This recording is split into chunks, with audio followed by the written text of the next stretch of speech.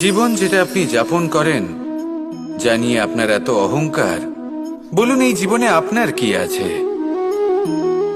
আপনাকে জন্ম দিয়েছেন আপনার মাতা, তারপর আপনাকে হাঁটতে শিখিয়েছেন, কথা বলতে শিখিয়েছেন, ভাষা শিখিয়েছেন, আরো অনেক কিছুই শিখিয়েছেন আপনার গুরু বা আপনার মাতা পিতা অথবা এই সংসার।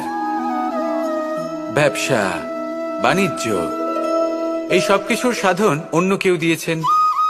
ধন অর্জন করার সাধনও অন্য কেউ দিয়েছেন। ধনও অন্য কারোর থেকেই লাভ করা হয়েছে। সম্মানটাও অন্য কোনো ব্যক্তি আপনাকে দিয়েছেন।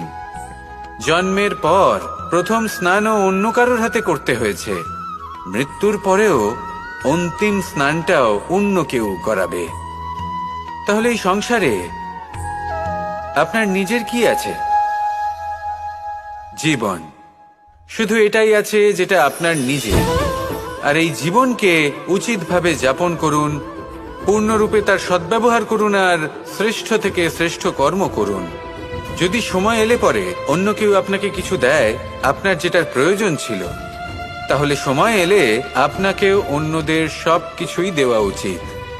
এই জীবনে যা কিছুই লাভ করেছেন তা উচিতভাবে ভালোবেসে উপভোগ করতে শিখুন, সবার মধ্যে ভাগ করে দিতে শিখুন।